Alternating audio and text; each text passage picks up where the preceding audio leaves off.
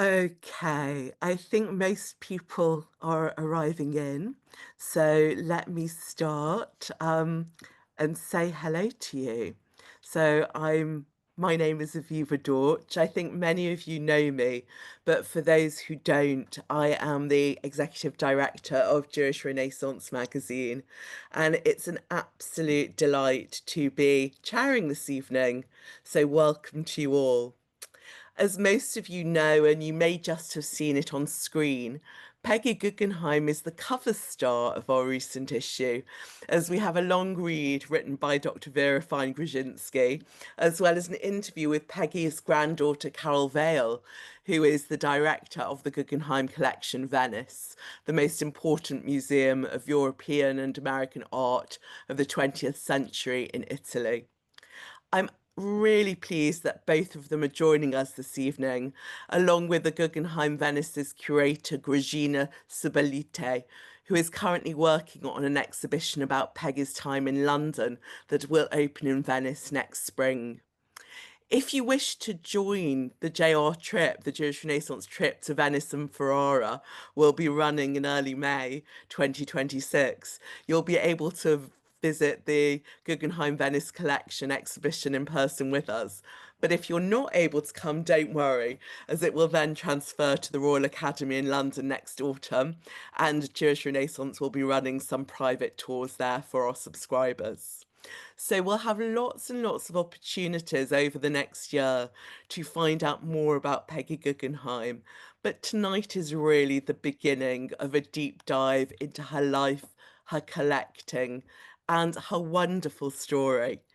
I was in preparing for this evening, I was reading one of the biographies about her, and I did notice the blurb on the back. Someone who was reviewing it said her life was combination of salacious and serious, and I think that's got to be JR's new tagline.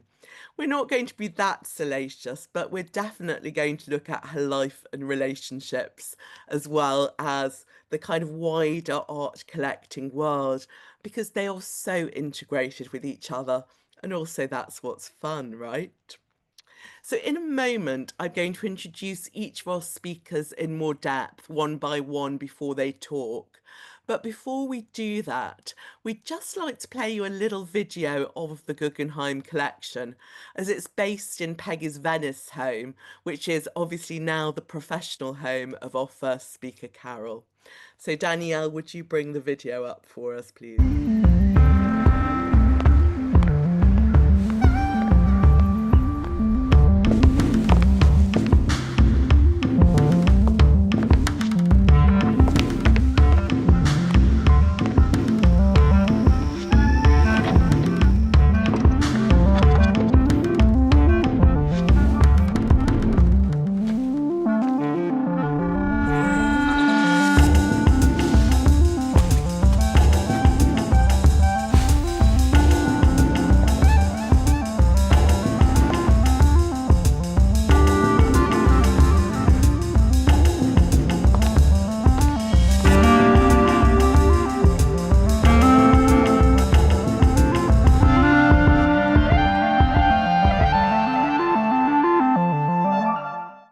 So I hope that gives you a little taste and a little bit of excitement, maybe some desire to come and visit Venice with us when we travel there.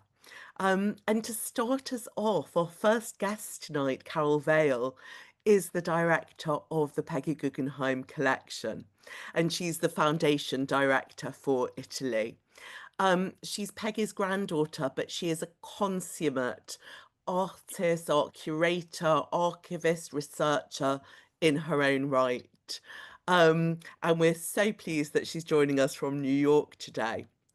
Prior to her appointment as director of the Peggy Guggenheim Collection, she served on the curatorial staff at the Solomon Guggenheim Museum in New York and as an archivist and researcher at the Centro D in Florence, which is a documentation centre and publishing house specialising in art history, architecture and decorative arts.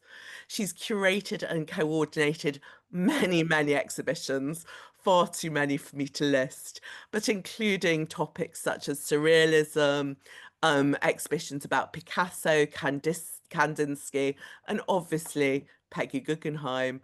She's also written and co-written or edited several publications. I mean, I think for us tonight, most notably on both the origins of the Solomon Guggenheim collection and Peggy Guggenheim, a celebration about her grandmother. So welcome, Karole, and thank you for joining us. Thank you so much. And thank you very much for inviting me to speak this evening or this afternoon. Yes, I just arrived in New York, so I'm not quite sure which day or if it's morning or afternoon. Anyway, Grazina, maybe can you put just the first slide up, please? And maybe the next one. The next slide. Thank you. No, sorry, the first one with the photograph. Thank you. Yes, well, Peggy Guggenheim. Yes, what an extraordinary woman indeed. And I guess I have the fortune, or anyway, I'm actually the elder of two granddaughters. Peggy had 8 grandchildren from her 2 children, Sinbad, who was the elder one, my father, and Peggy, who was an artist, Peggy Vail, who also had four children. I'm the only one actually taking care of her legacy, at least in a professional way, in Venice, where I took over the directorship about 8 years ago. This collection is truly remarkable, and I never really thought that I would be taking care of my grandmother's collection. Maybe it was just a kind of hidden dream at the back of my mind. It's a remarkably small collection. There are only about 300 works, or 350 if you also count the small collection of African, Oceanic, and Mesoamerican works. But it is surprisingly small. But what is so very astonishing about it is that, of course, there are many of the great names of European and North American artists. But not only are there great names, but so many of the works are truly masterpieces. And that is really quite remarkable. There may be a few names here and there missing. That is something that I like to joke about with students who come and do an internship or a fellowship at the museum. There may be some artists missing, but we have to remember that Peggy was collecting at a very particular time, the late 1930s, when decisions and choices were maybe quite different from what they are today. But maybe that is for another conversation. Truly, an amazing collection, an amazing museum, and the museum in Venice is truly Peggy's the culmination of her work, of her career as a patron of the arts, as a philanthropist. As a gallerist, even though she really didn't like being called a gallerist, I don't think she didn't feel it quite suited her. But I think in a true Guggenheim fashion, she certainly had some business flair. And as we know, she opened her first gallery in 1938, and Grazina will be talking to you more about that. I just wanted to show you a couple of pictures which everyone may know. Maybe the more famous one is the one by Man Ray, which was taken in Paris in the early 1920s when Peggy was married to my grandfather, Lawrence Vail, who was a French-American sculptor, artist, writer who introduced her to the bohemian and artistic life and avant-garde in Paris, introducing her to people like Man Ray, Berenice Abbott, Marcel Duchamp, Mary Reynolds, and many more. But it wasn't until quite a few years later, in fact, really remarkably later, that Peggy really starts to, but she really wants to do something, let's say, I wouldn't say serious, but she wants to take on a professional stance in her life, and famously decides to open a gallery rather than found a publishing house because she thought it would be less expensive. Little did she know how much she would be investing in this extraordinary collection. I've always loved this particular photograph. Which is by André Rogy. Actually, it's Roger André. Sorry about that. Roger André, who was actually the wife of a great Hungarian photographer, André Kertész. And Roger André took several photographs of Peggy when Peggy closed her her gallery in London and returned to Paris at the outset of World War II and famously started collecting a picture a day. And here she's wearing this extraordinary plastic cellophane dress by Elsa Schiaparelli. And behind her, you can see a Delaunay painting, and she has, there's a bird in space, a maestra, one of the very early maestra birds. And then she's also holding a cahier d'art in her hands, which at a page open with an image of an artwork by Marcel Duchamp, who was one of her great advisors and great friends. Can you go to the next one, Grazina, please? As I'm sure you know, then Peggy finally, at last, after 20 years spent in Europe, returns to New York and opens this astonishing gallery designed by Frederick Kiesler. And here you can see her in a surrealist gallery sitting on one of Kiesler's so-called Coriolis chairs, which could be used to sit on, just like Peggy is doing. And I hope you will notice that she's wearing some fabulous Ferragamo shoes. But they could also be used to place sculptures. Now, if only we could place plaster Giacometti sculpture in such a precarious way, but I don't think our conservator would allow it. And then behind you can see another fascinating sculpture by Giacometti, the woman with her throat cut, rather menacing looking sculpture. Then on these curved walls, you can see many works by Max Ernst, who was briefly her husband. And then on the left again, images of works by Leonora Carrington Miro, Magritte, and Leonore Fini, and so on. These were really, in many ways, I would say, the golden years of Peggy's collecting. In a remarkably short time, she amassed this collection. Even though she would, and collecting also works by young American painters. Grazina, can you go ahead? But finally, she returns to Venice. She returns to Europe and is invited to show her collection at the Greek Pavilion because Greece was at civil war, and the gallery was available. The pavilion was available for Peggy. It is refurbished, redesigned by the great Venetian architect Carlo Scarpa.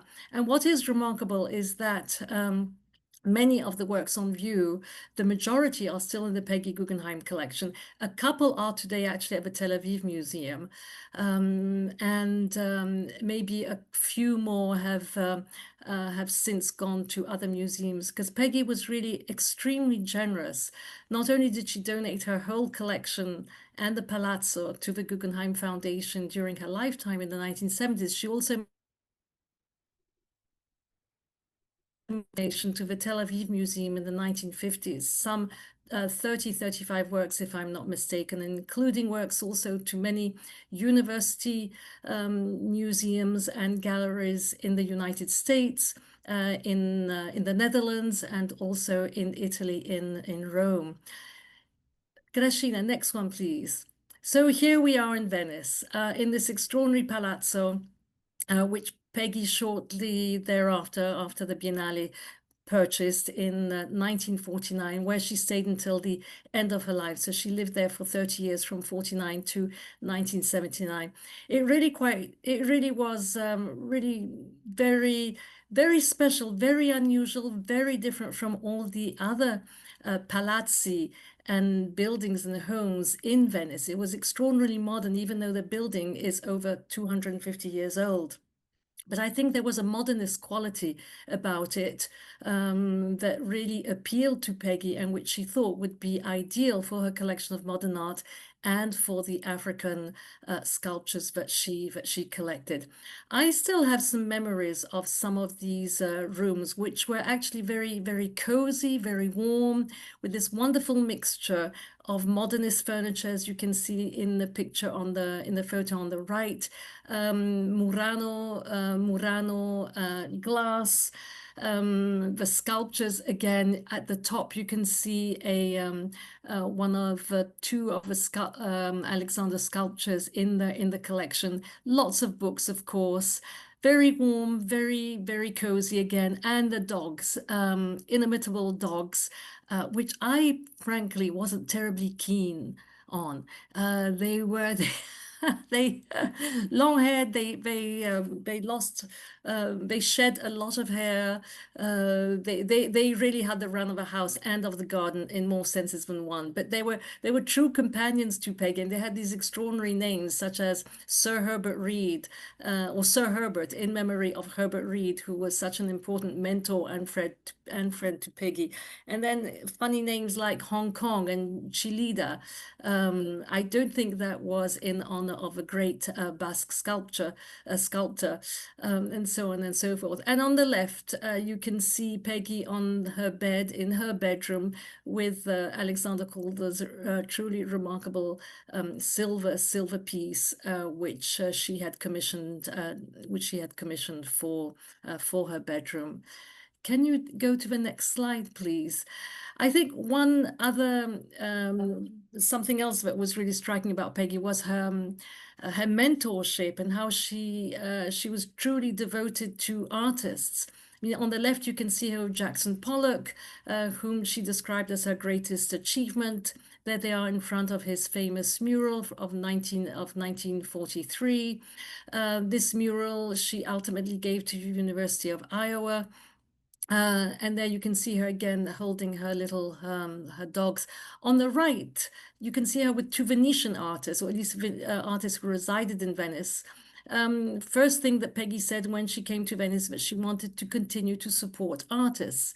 I never met Edmondo Bacci, that you can see on the left, and Tancredi just behind her. I met two other artists that she supported also, who are Giuseppe Santomaso and Emilio Vedova, who were part of that Venetian post-war school that Peggy really supported very enthusiastically. And she gave Tancredi, in fact, the basement in her palazzo so that he could use it as a studio and paint at ease. And in this way, Peggy was also able to amass quite a substantial amount of his paintings and really beautiful works on paper. And for Peggy, the artists, the contemporary artists, were the ones really that were to be supported. As Samuel Beckett said, you really have to support the young. You have to support the contemporary artists. That is your duty. And Peggy was really, I think, often in awe of these creative spirits, whether they were writers or painters. And in fact, literature was her first love. And when she was very young, even in New York, she was supporting writers, she was supporting literary magazines, she was supporting writers like Juna Barnes. But then artists were really, really critical to her own well-being. And it was really rather marvelous, in fact, when I did go to the Palazzo to spend some holidays, to sometimes encounter these rather extraordinary artists, and then to be able to go and visit them in their studios even, and that was even more exciting. Can we go to the next slide, please? Here's another image of the palazzo during Peggy's lifetime. You can see the Great Bathers by Picasso from 1937. You can see Calder's Mobile. In fact, those works usually in the palazzo still today. In the back, you have a Pevsner sculpture, and in fact, sculpture is truly important in the collection. I would say, if I'm not mistaken, Grazina will correct me if necessary, about a third of the collection is dedicated to sculpture. The first work that she ever acquired was a sculpture by Jean Arp. And in fact, I think one of the reasons that maybe she wanted to collect African and oceanic objects was that they were, in fact, truly objects, sculptures. And even though these were never meant to be works of art per se, but they were used as objects for ritual purposes and religious ceremonies. As I'm sure you know, many collectors and many American collectors, especially at the beginning of the 20th century, did collect these objects, having found that they had maybe some formal affinities with 20th century works.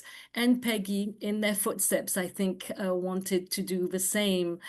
But I think she was also entranced and totally enthused by their sculptural qualities because of her great love for sculpture, which would remain until the very end of her life. On the left, you can see a better picture of Calder's great mobile, which she was particularly fond of. And what is so special about this sculpture as well is that when you walk into the palazzo and you can see the door there's open, the sculpture, the petals, this work is called Arc of Petals, would move with the with the air coming in from the door and doing exactly what Calder thought was so important and really truly giving it life. Can you go to the next one, please? So let me just tell you a bit about our exhibitions today, Peggy's legacy. Of course, Peggy's legacy is huge, very important. We never take it for granted. It's something truly extraordinary. The museum has been going strong now without her, sadly, but without her nonetheless for 45 years. And since I've arrived, the exhibition program is very much focused around Peggy herself, around the artists that she supported in one way or the other, artists who've remained in the collection or that she supported, but whose work she gave away or sold. And so I did want to point out Surrealism and Magic, the great exhibition that Grazina organized a few years ago with artists, which included works by artists such as Max Ernst, one of the pillars of the collection. The work by De Chirico, sadly, this work is not in our collection, but we are lucky to have three superb works by the Italian precursor of Surrealism. Can you go to the next, please? I mentioned Edmondo Bacci earlier.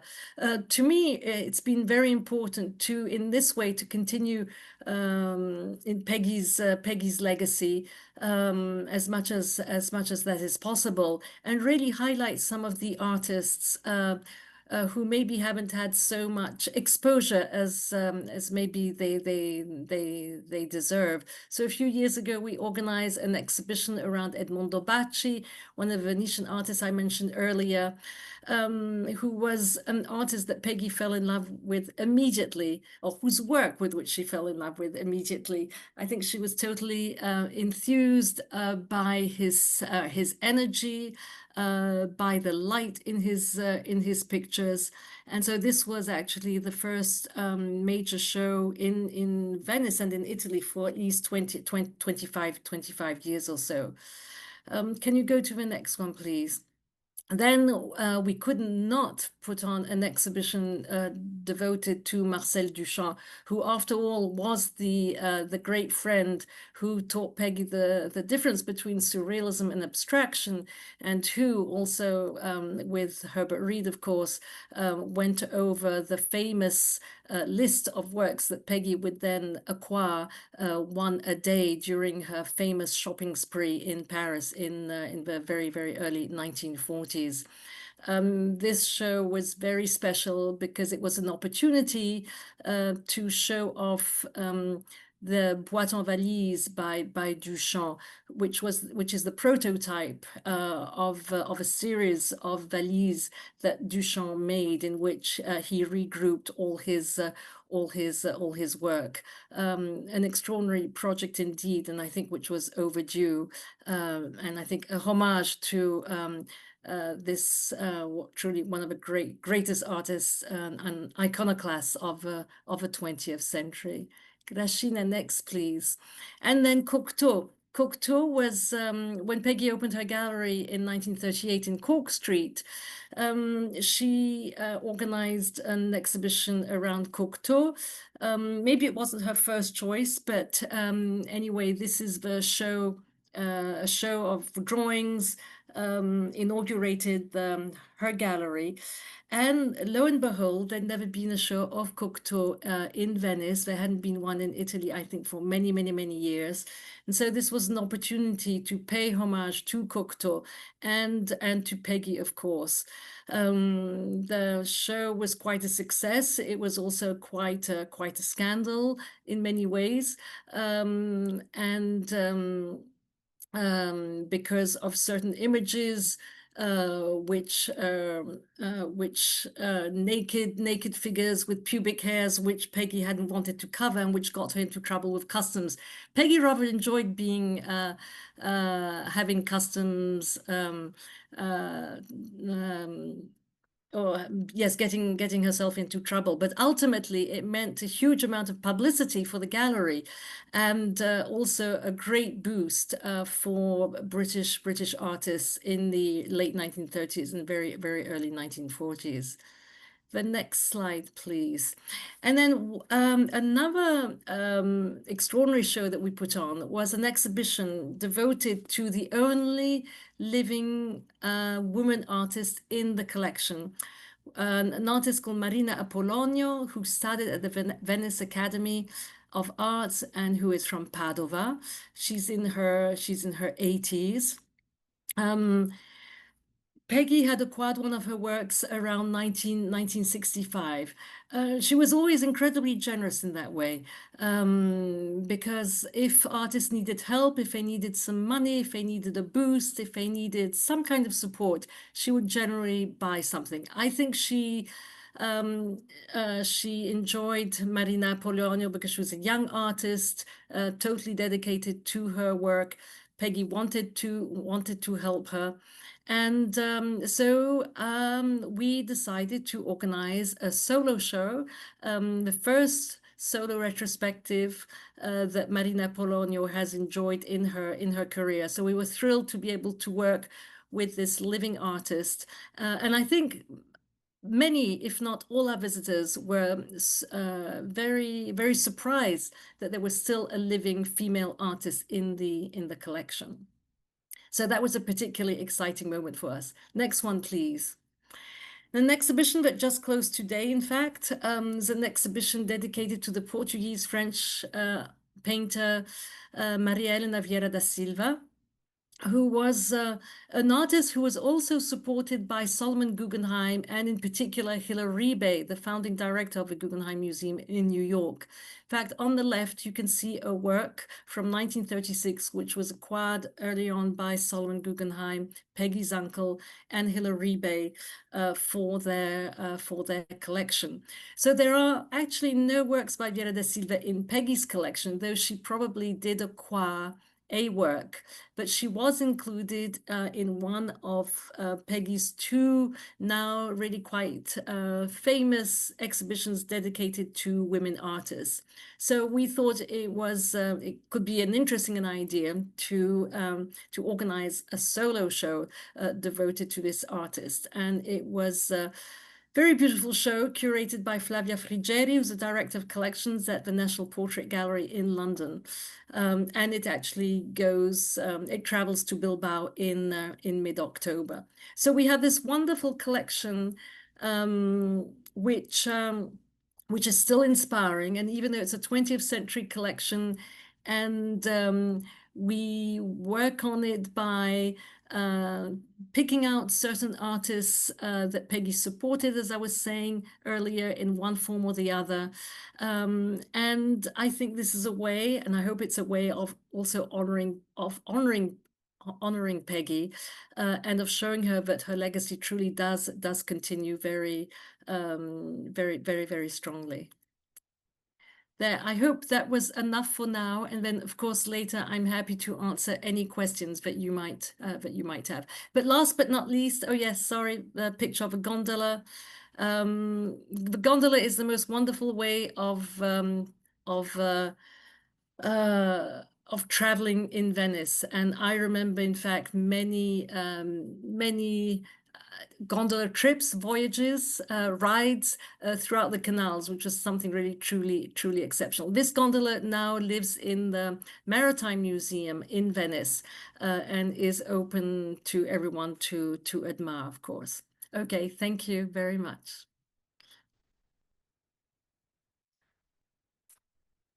Thank you so much, Carol. And we'll certainly have questions for you a little bit later on. And by the way, just to note, of course, Vera da Silva, who you just showed us, husband was Arpad Senes, the Hungarian Jewish artist, which was one of the reasons they left Paris. So it's very interesting of who kind of the Guggenheims were supporting and collecting. And I'm sure we'll talk a little bit more about that later on.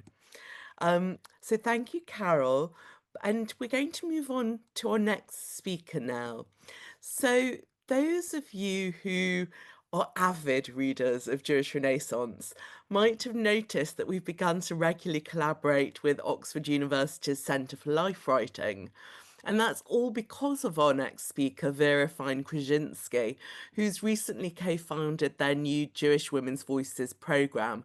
And that's the first such research programme in the UK. Vera is a curator, a writer, and a lecturer in Jewish social and cultural history. Her doctoral thesis, French Impressionism and German Jews, The Making of Modernist Art Collectors and Art Collections in Imperial Germany, is a key text for art historians. I know many art historians, quite significant ones, who have been researching collectors in Vera's thesis. And in fact, the groundbreaking exhibit she curated at the Barbican with Jewish Renaissance's own Monica Bohm-Duchan, Rubies and Rebels, Jewish Female Identity in British Contemporary Art, completely changed the landscape for British Jewish creatives. So we're really delighted that Vera is with us. She's going to just give us a taste tonight of Peggy's life and art collecting and Jewish identity. But if you do like what she has to say, she's going to be giving a full lecture about this topic at Oxford, at the Oxford Centre for Life Writing on the 14th of October. So if you are interested in hearing more after tonight, please do come along then. Danielle will put the details in the chat, and we'll also in our follow-up email tell you more about it. But thank you for coming, Vera, and giving us a taste tonight. So over to you. Oh, if you just unmute, there we go. Thank you for having me. My voice is not as strong as Carol's, but I'll do my best. I was going to put Peggy's Jewish identity into the context of her life, but I'm going to cut that short because we've lost a lot of time, and I think Carol has really given you a good overview of Peggy's life. So let me really just focus on Peggy's Jewish identity, which is an aspect that not many biographers, or in fact many scholars who have looked at Peggy's life, have basically sidelined.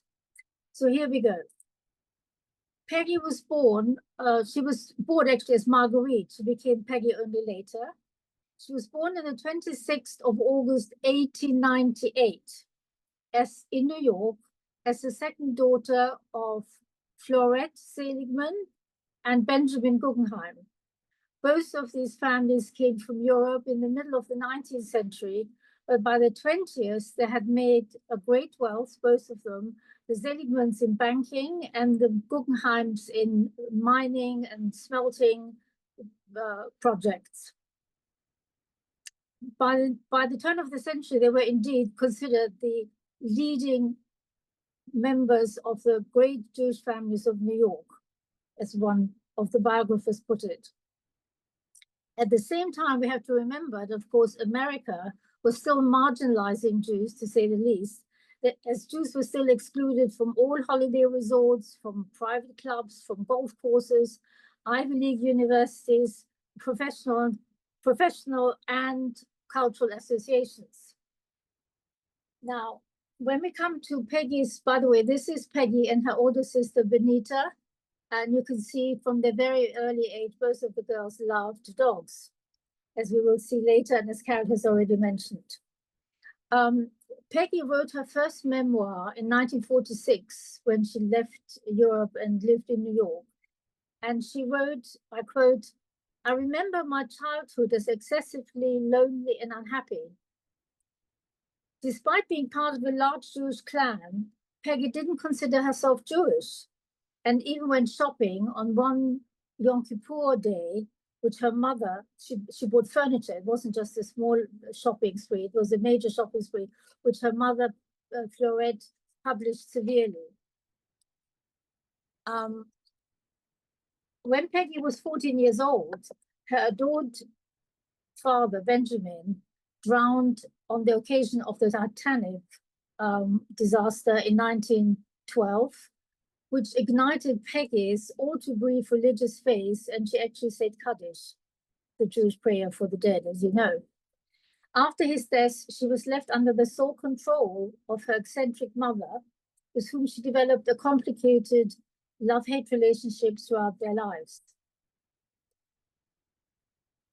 As a young woman, probably in her late teens and early 20s, Peggy came under the influence of the Jewish socialist Lucille Kahn, who encouraged her to support worthy causes which coincided with Peggy coming into her inheritance in 1919. Again, Peggy in her memoir writes, "I was an heiress and I was independent. My mother was greatly upset. She could no longer control me." Finally independent now, Peggy 22 years old, set off on a tour across America with a chaperone, as one had to in those days, to escape her Jewish milieu.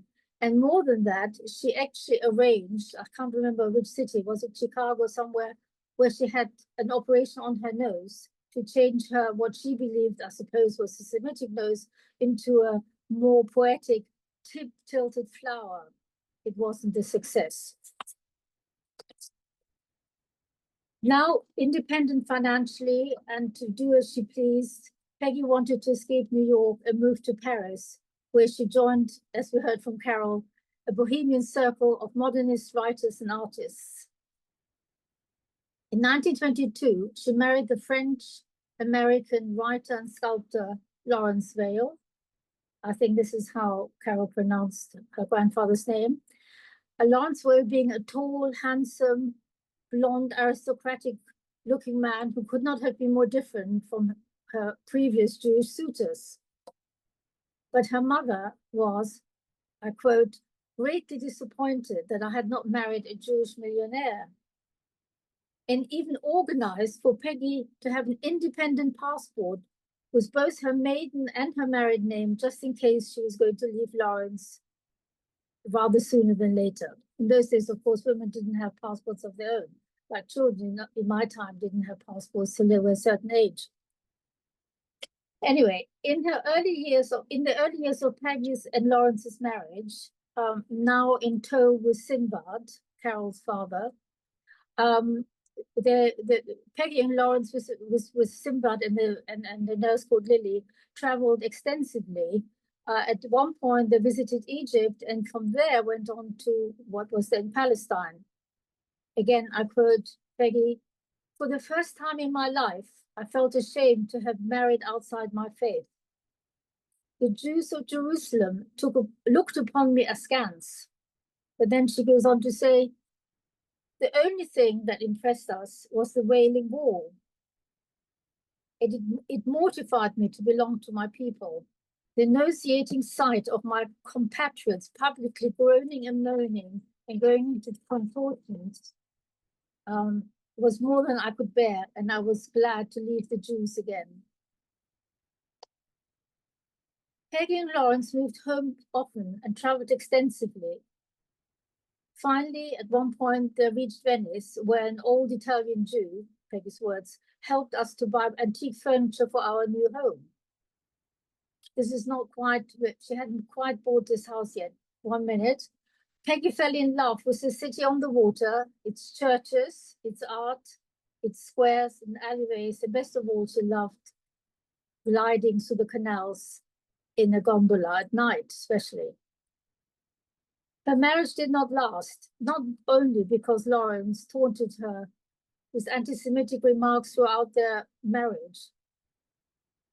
But for whatever reason, their marriage fell apart. And after that, Peggy fell for another Englishman. Well, sorry, Lawrence was not English, he was French-American. Peggy fell for an Englishman called John Holmes, and she settled with him in Hayford Hall on the edge of Dartmoor.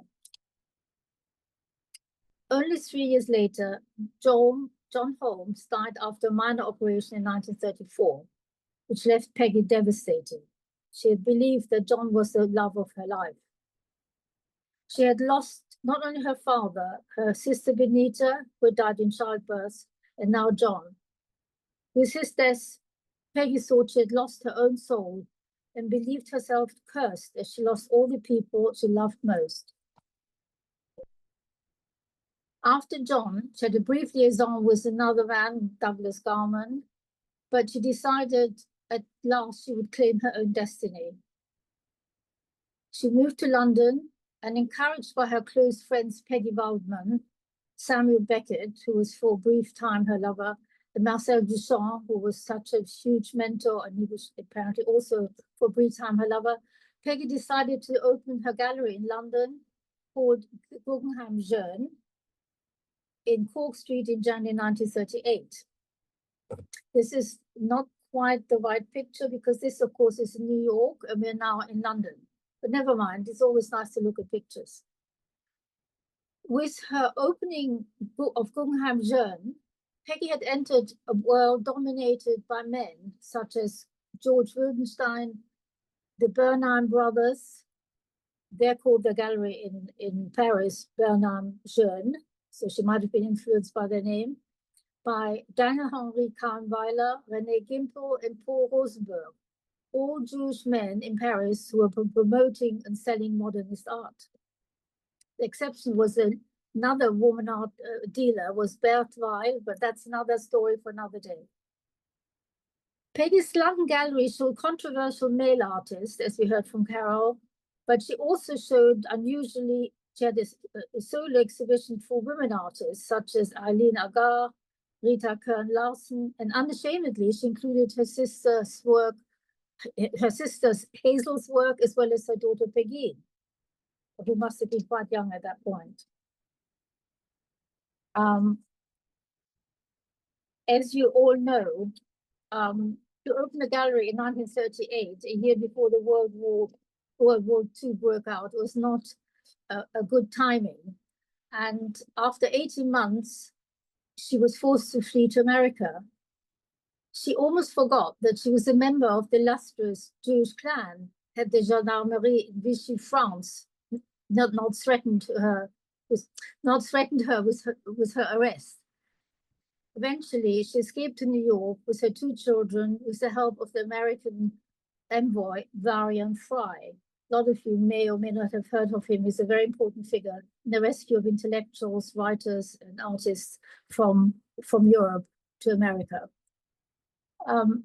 Once arrived in New York, Peggy, undaunted by her unfinished business in London, opened another art gallery, as you heard again from Carol, but no longer named it Guggenheim Jeune, which was too French, too personal.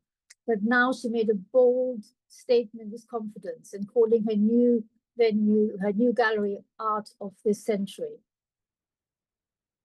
Of course, as you know, she discovered Jackson Pollock, Mark Rothko, Robert Motherwell, and many other artists who spearheaded the abstract expressionism in America. Again, Peggy was totally committed to women artists, showing again Perkin and Maria Elena Vieira da Silva, as we just heard, Frida Kahlo and Louise Bourgeois. This is mid-40s, please remember that. But she was even disappointed that she couldn't include Georgia O'Keeffe and Lee Krasner, Jackson Pollock's wife, to participate. Obviously, she had a huge talent to see great art when she saw it. Peggy's gallery was a bridge between European and American avant-garde, she was disillusioned that her artists didn't get the recognition they deserved. And she decided after 5 years, and only 2 years after the war ended, to return to Europe, where she stayed for the rest of her life.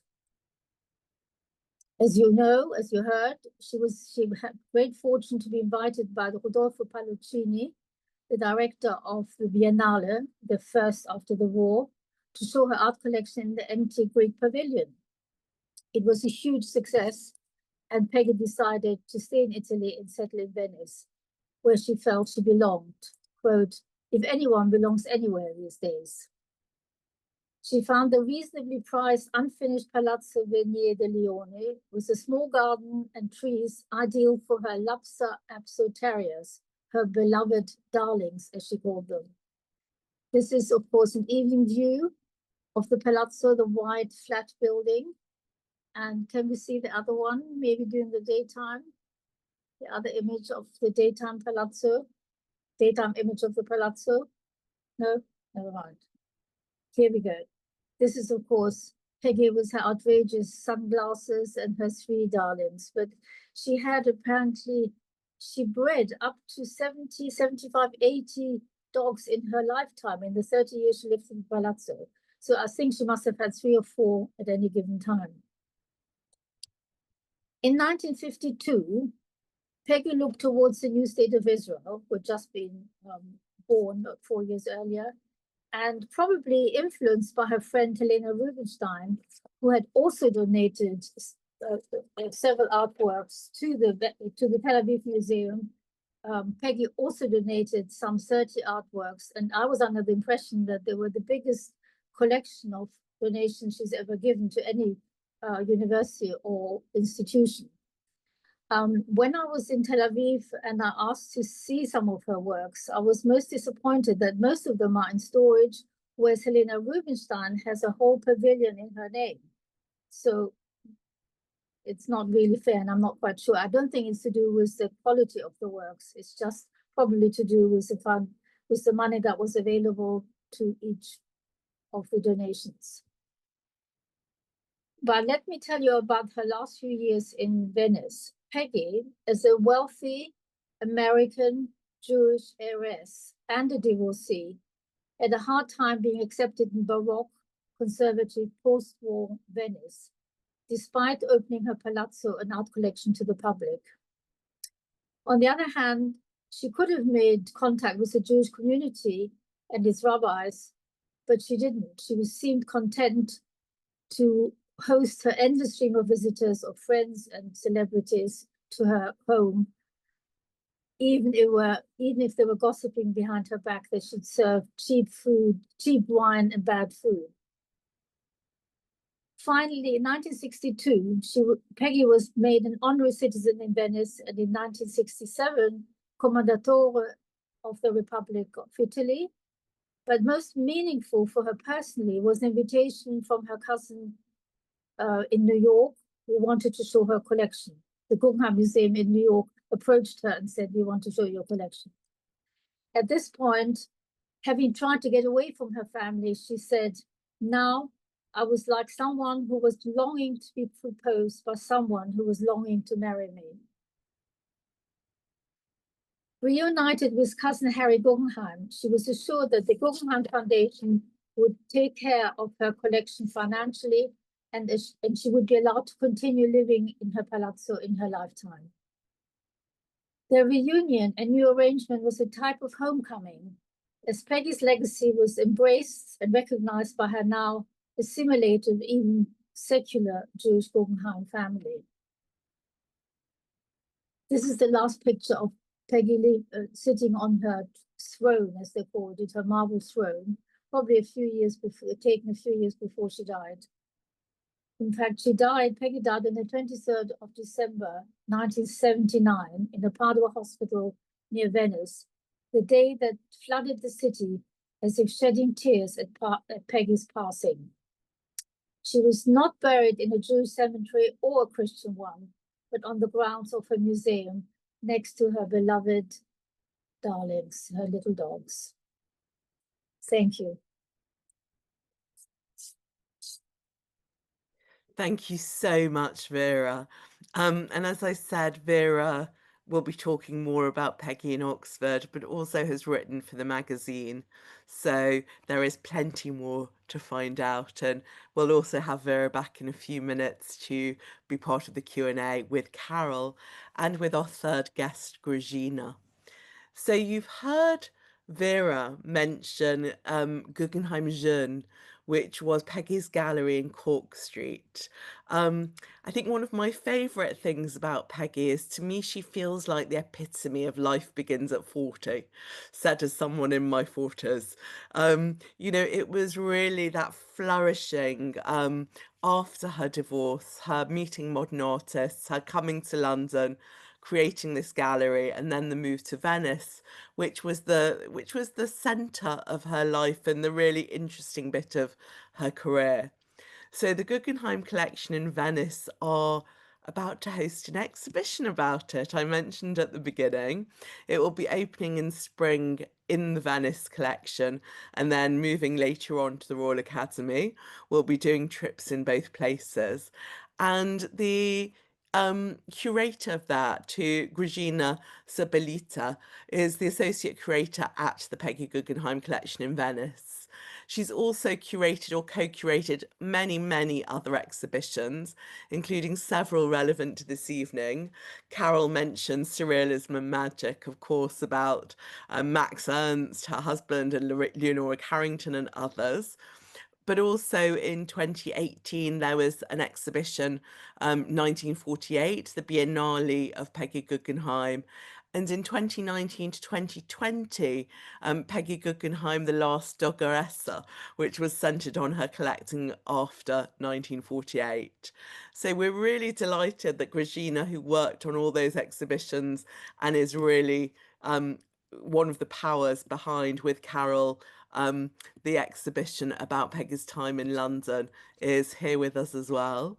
So let me bring Grazina on screen and let's just have a little talk about Peggy in London before we do the Q&A. Grazina, over to you, and thank you for joining us. Thank you so much for having me. It's such a pleasure to be part of this talk. Thank you for the wonderful introduction. I'll share my PowerPoint at this point. A moment. I hope everyone can see it. Yes, so it's a great pleasure to be speaking about an exhibition that I am co-curating with Simon Grant for 2026. And we are particularly pleased that it's also traveling to the Royal Academy in the UK. And this exhibition will be celebrating Peggy Guggenheim's years in the UK, the origins of her collecting, and of course, the story of her gallery, Guggenheim Jeune, that she had in London for 1.5 years, from January 1938 to June 1939. At the very get-go, I also just wanted to mention that Peggy Guggenheim loved England. She truly considered it her spiritual home. She had a very deep affection for English culture. In fact, her nanny had already instilled the love in her of 19th century English literature, and Peggy Guggenheim would often accompany her mother, Florette, on trips in Europe when she was still a teenager that also included extended stays in the UK. And then later, as we've heard today already, as an adult, she was already living in the English countryside at Yew Tree Cottage near Petersfield in the mid-1930s. It's around that time that she had received a letter from her dear friend, another Peggy, Peggy Waldman, who suggested to her that she should either open a bookstore or a gallery, and Peggy Guggenheim had decided to open a gallery. And the gallery Guggenheim Jeune that she had at 30 Cork Street, so really very close to the Royal Academy, that became a truly groundbreaking space. While museums and institutions in London and across the UK were still very much embracing the past, spaces like Guggenheim Jeune were looking into the future. So Peggy was showing the latest developments in contemporary art by both local and international artists, and represented the tendencies of abstraction and surrealism throughout her programming. So in that very short period of just 18 months, she organized more than 20 exhibitions to so many artists, including numerous women that we'll talk about today as well. And I'm particularly pleased that in our show next year, we'll be reuniting many of the works that were originally showed in the gallery, as well as very similar works from the period. So I do hope that all of you will be able to come and see it, whether in Venice or in London. And right now, if I may, I wanted to show you some examples of the exhibitions and of the artists that we could see throughout the programming of the gallery. So, of course, I should be remiss not to mention Wassily Kandinsky. Peggy Guggenheim had organized his very first solo exhibition in England. He was actually already over 70 years old at the time, and he was living in Paris. Maybe some of you know, he actually had to escape Germany, where he lived before, because the Nazis had closed the Bauhaus school where he was teaching. So when he came to Paris, in fact, he was relatively unknown. Not many people knew about him. And through Duchamp, he got in touch with Peggy Guggenheim. They had a certain correspondence, and eventually this exhibition took place. And in this exhibition, as I mentioned, Peggy Guggenheim showed his many works of his Parisian period, including this incredible canvas called Dominant Curve from April 1936 that you can see on the slide, that very much represents Kandinsky's interest in ideas to do with tension and balance, and also already shows his developing interest in microscopic life, in organic life, and so on and so forth. And Peggy Guggenheim bought this work for herself from the exhibition, alongside another work by Kandinsky. She later sold it to the dealer Karl Nierendorf, and of course, Karl Nierendorf's estate then became part of the Solomon R. Guggenheim Foundation. So it's very interesting how a work that belonged to Peggy Guggenheim in the end ends up being still part of the Guggenheim Foundation. And I'm very pleased to say that this canvas will be shown both in Venice and at the Royal Academy next year. Another groundbreaking exhibition, and in my humble opinion, perhaps the most important exhibition organized at Guggenheim Jeune, was a show dedicated to contemporary sculpture. As you can see, I've illustrated a brochure of this exhibition here. So Peggy Guggenheim wanted to show works by international artists like the American Alexander Calder, Jean Arp, Sophie Teuber-Arp. We have Henry Moore in the mix as well, and a few others. She wanted to bring their works from Paris to London. But in fact, there was a law, a 1932 law in England, that was protecting English stonecutters from foreign competition. And that actually meant that every single time artworks would have to be imported into the UK, the director of the Tate Gallery had to certify whether they were artworks or not. Because if he refused to acknowledge them as artworks, it means the importing person would have to pay taxes, import taxes essentially, on them as separate pieces of material. And in her case, the director of the Tate, who was James Manson, very famously refused to do so. He disliked modern art. He actually even called it idiotic. And because he refused to do so in her case, of course, she would have to pay the import taxes. So she was so upset, rightly so, that eventually she took the case to the Parliament, to the House of Commons, and she won. So because of her, sculpture, modern sculpture, was acknowledged as art in the UK. That is really a major win. Something similar had happened with Constantin Brancusi's works about 10 years earlier in the United States.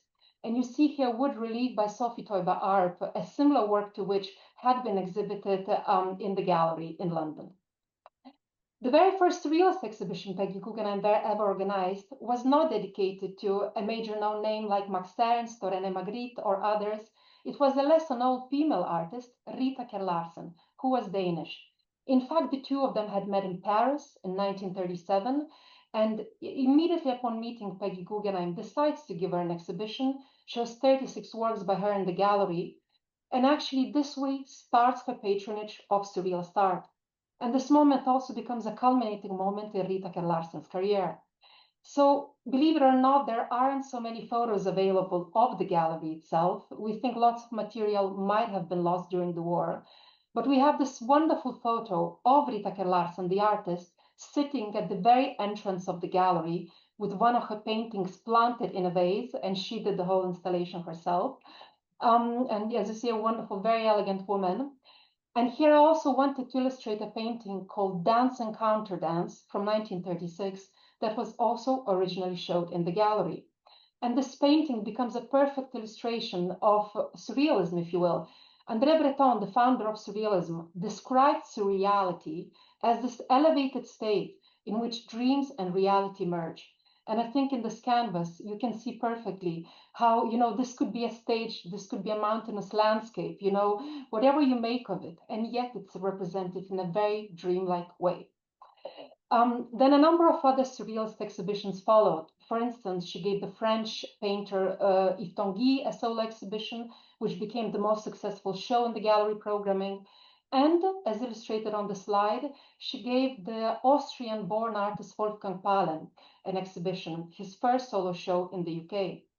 Wolfgang Pahlen famously invented a technique called fumage, where he would take a burning candle and trace it at the back of a canvas, in fact, or a piece of paper, and allow its smoke to kind of engender these nebulous, dreamlike, even ghost-like forms on the canvas. And so the painting you see here, Octopus Sky, is truly a prime example, and it was also originally showed in the gallery, and we're very pleased to show it in our exhibition next year, coming from the collection of Daniel Maleng. Peggy Guggenheim also organized the very first collage group exhibition in the UK, again, mixing names of local and international artists.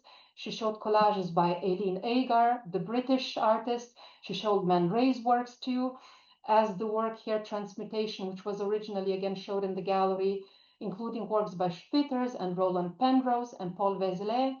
Truly a great mix, and it was one of the largest exhibitions in the gallery. I think about 100 works were on view. She also gave the Russian-born artist Mary Vassiliev a solo exhibition around Christmas in 1938. And Mary Vassiliev was, of course, born in Russia, but then she went to Paris, and Paris became her home. And in Paris, she founded a canteen and a studio that was very popular with many artists. So she was a very important presence in the city. Beyond that, she was also a very creative person. And she had also created the genre of the artistic doll, several examples of which you can see on the slide. And in her exhibition, Peggy Guggenheim included examples of these dolls. And I specifically wanted to show them here for you to understand also that Peggy Guggenheim wasn't just showing sculpture and painting and drawing. She truly embraced all kinds of arts, really. And these dolls, by somebody back in the day might have been perceived more as craft rather than art. So even Peggy's acknowledgement as art was very and truly important. I talked about abstraction in the beginning. One of the shows dedicated to abstract art was an exhibition called Abstract and Concrete Art in 1939. It was a show combining works by many international artists, among whom Wassily Kandinsky, Sophie Teuber-Arp, but also specifically for the purposes of our conversation here, I wanted to include a few examples by Otto Freundlich, who was a Jewish artist from Germany. And Peggy Guggenheim included no less than 4 works by him and even exchanged several letters with him. And I think also her embrace of abstraction was truly particularly important because it was perceived to be as a potentially dangerous visual language by the Nazis because of their emphasis on order. And so again, her embrace of works by some like Otto Freundlich was key. And Freundlich himself believed that his art was all about unity and all about creating new social order in the society. And unfortunately, eventually he did die in a concentration camp. But yes, we're very happy to be bringing a few examples of his works that are similar to the ones that were originally showed in the gallery. One final example of a show I wanted to talk about today is a show dedicated to the art of children. Peggy Guggenheim united more than 120 artworks by children, including her own children, Peggy and Sinbad, actually the grandchild of James Joyce, and also a work by Lucian Freud was included in this exhibition. And as you can see, I'm illustrating it on the slide. The work is called Old Man Running from 1936. And Lucian Freud was a teenager. I think he was about 14 years old back in the day.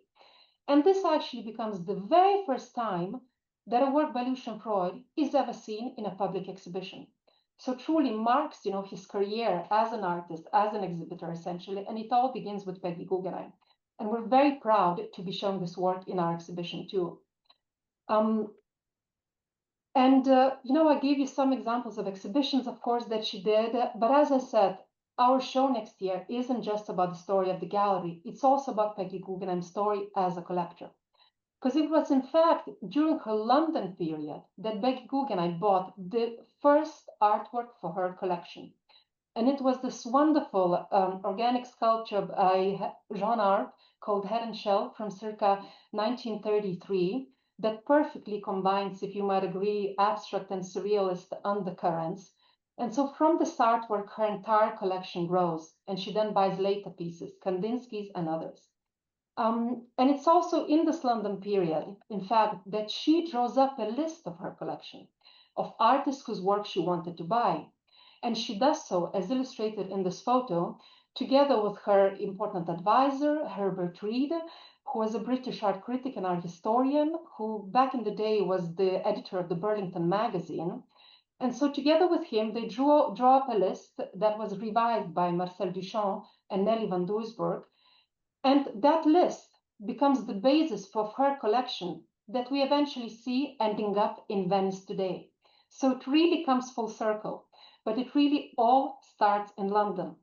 So here's perhaps maybe even the only photo we have of Peggy Guggenheim together with her friend Herbert Reed sitting in her apartment in London. We think it's not the gallery, it's her apartment.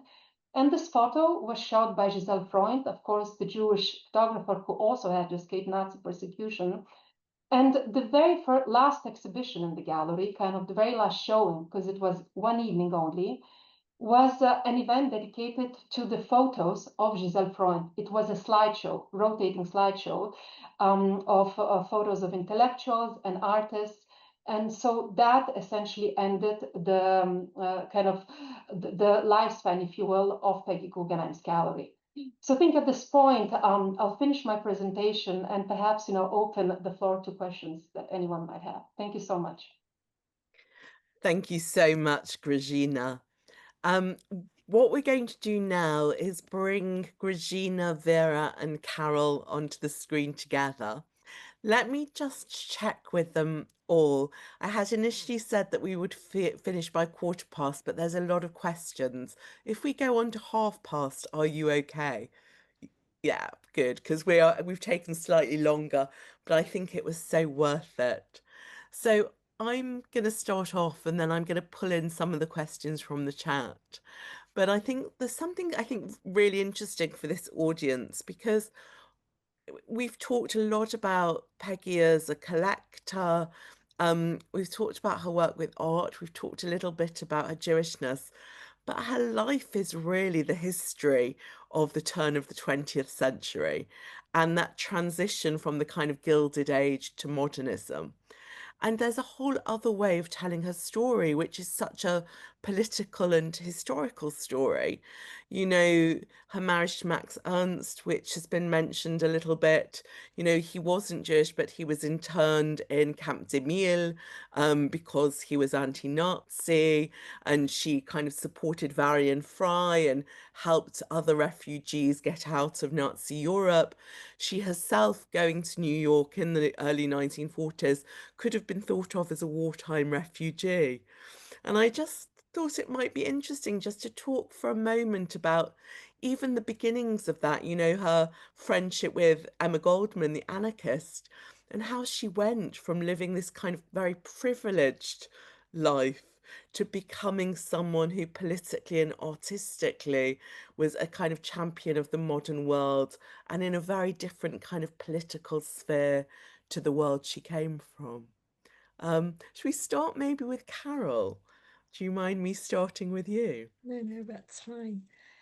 Okay, so well, I think I may have mentioned this earlier, just very, very briefly, but she admired creative people incredibly.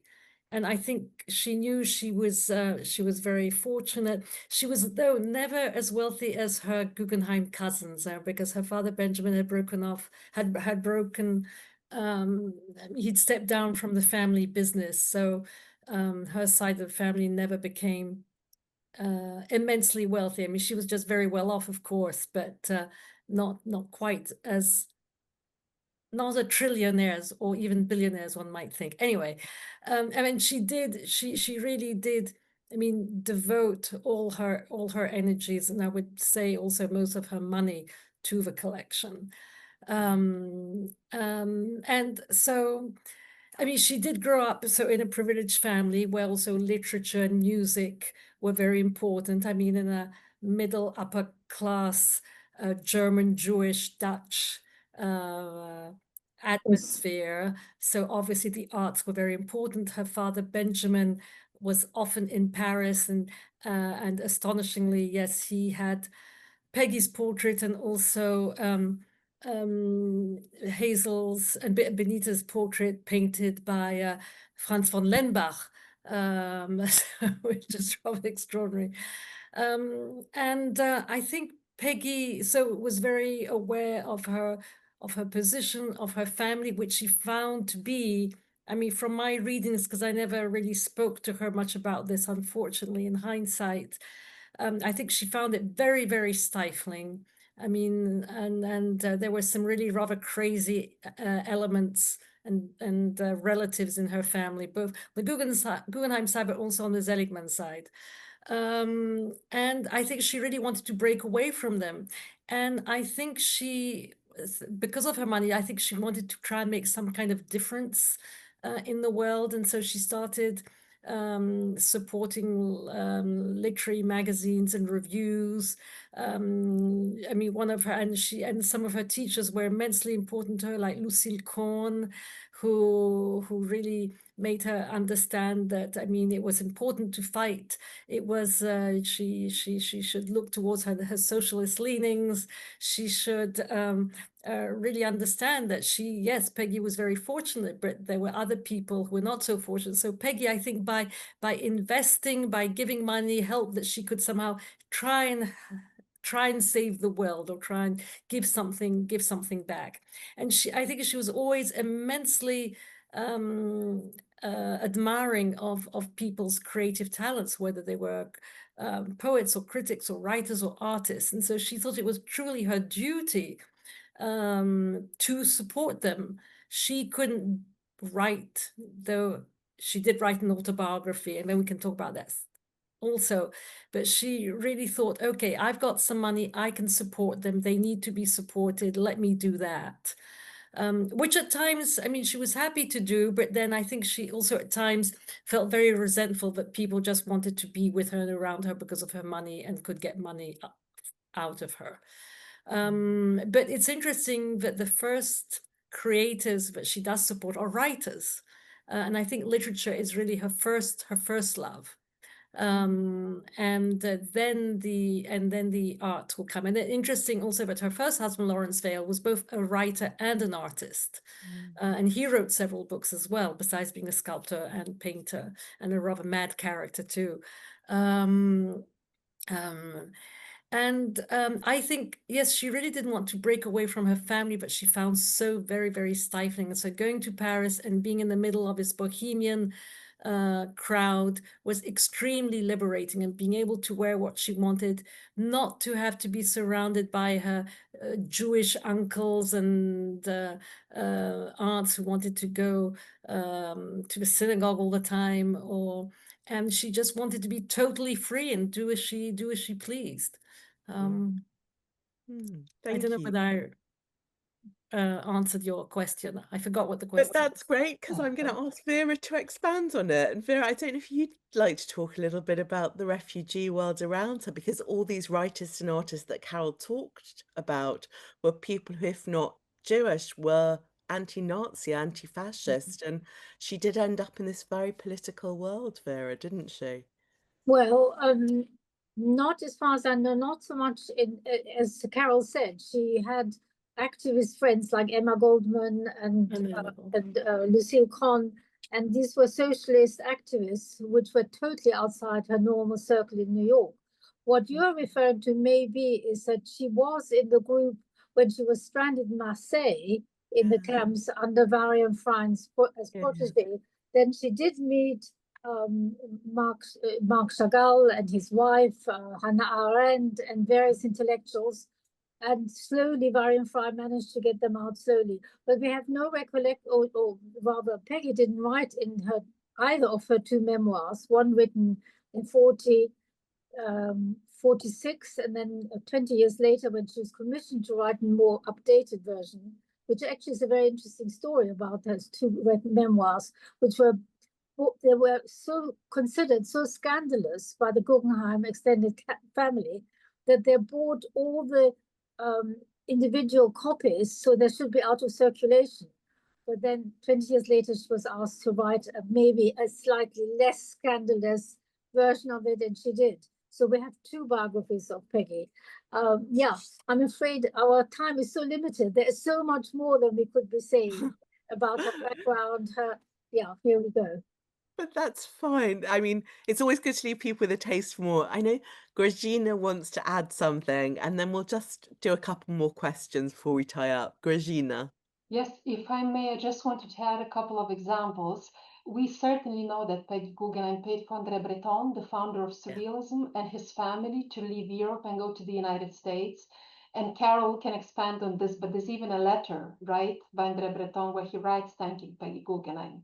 Is that correct, Carol? Oh, yes, much later, back in the 60s, when André Breton's organizing a surrealism show, and he writes a letter to Peggy thanking her so much for having basically saved his life and his family's life. Yeah. But we have to remember that although Peggy paid for, contributed to Varian Fry rescue mission, it was Varian Fry who made it happen. In fact, if I remember correctly, he was the American envoy of the rescue commission, which was instigated by Roosevelt's wife. What's her name? Eleanor Roosevelt. Eleanor Roosevelt. So yes, he's an unsung hero of World War II. Yeah. Well, as you know, as an aside, there has been not only a book on Varian Fry, which was very well received by, I can't think of her name now, but there is a very good German television series of Varian Fry. Transatlantic, I think it's. It's a Netflix series. Yeah. Very recently, only last year or even this year. Yeah.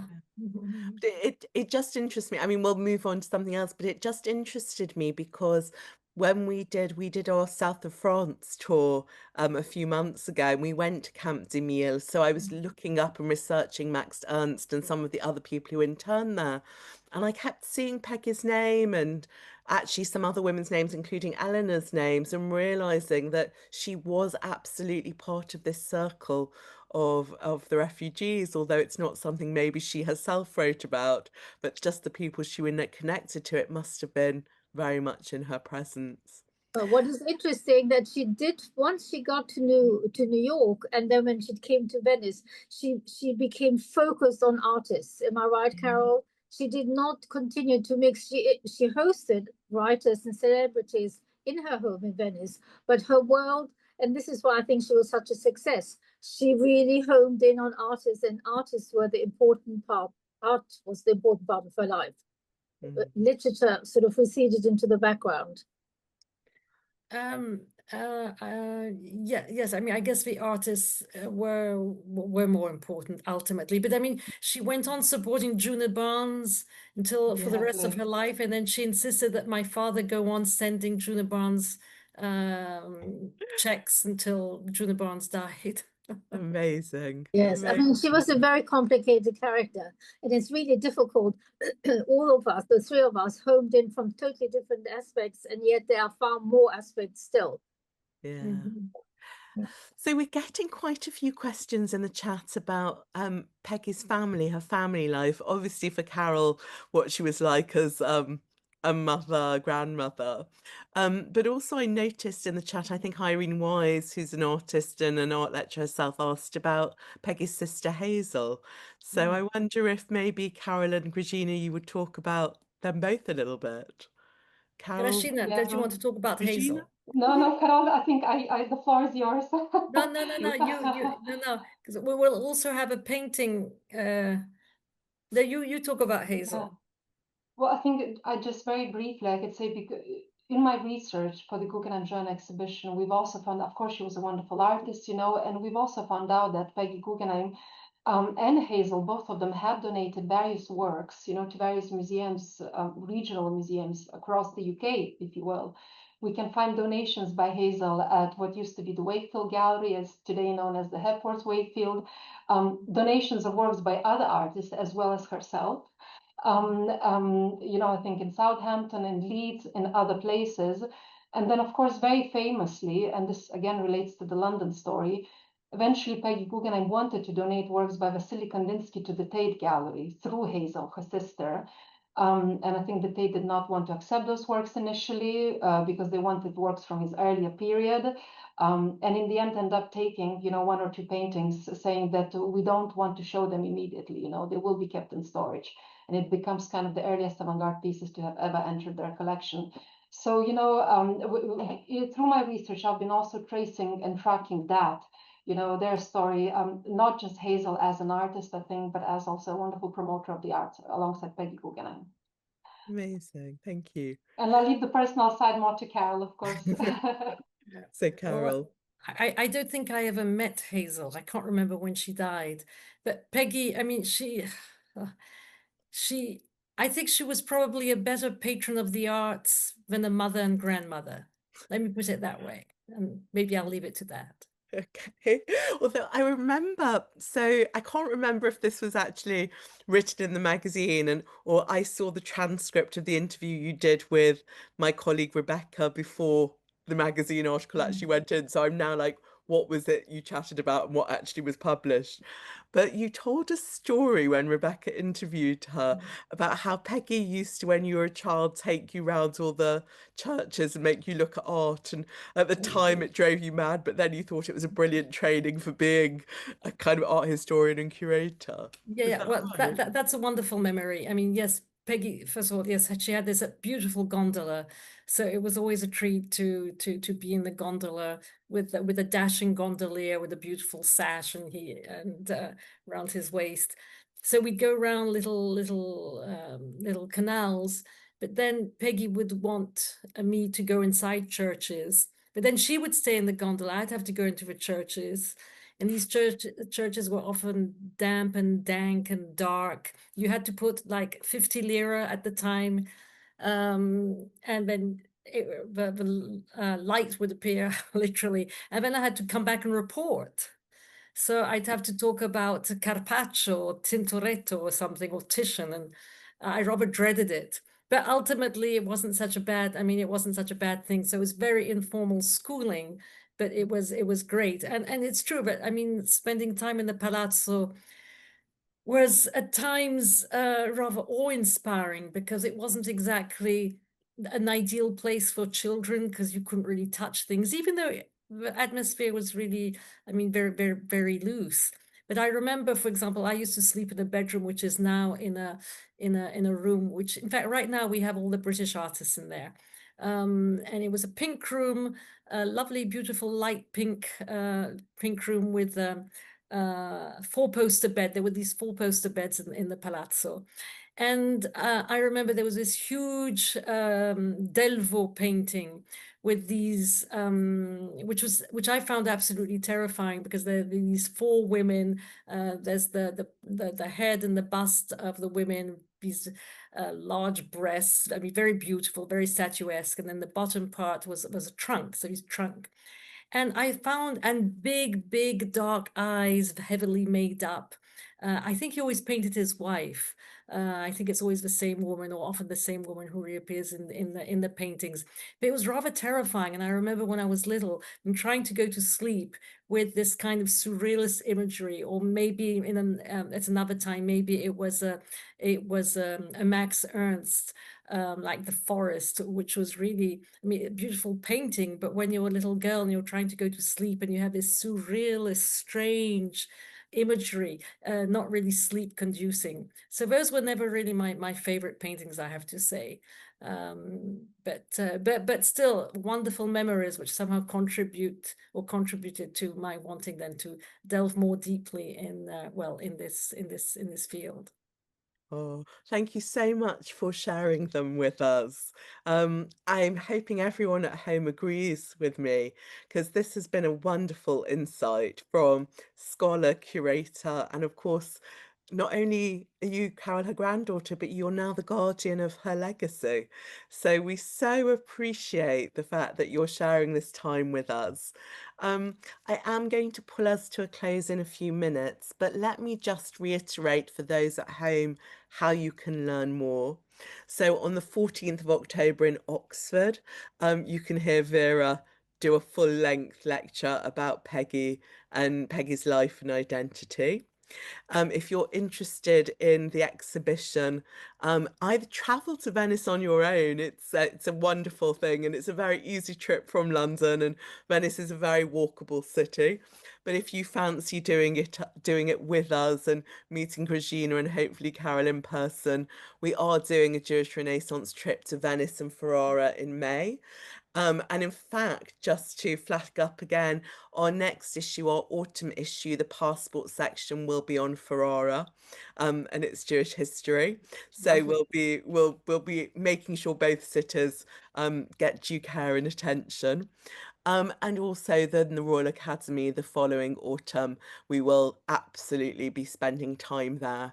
And I'm hoping to organise some independent private tours.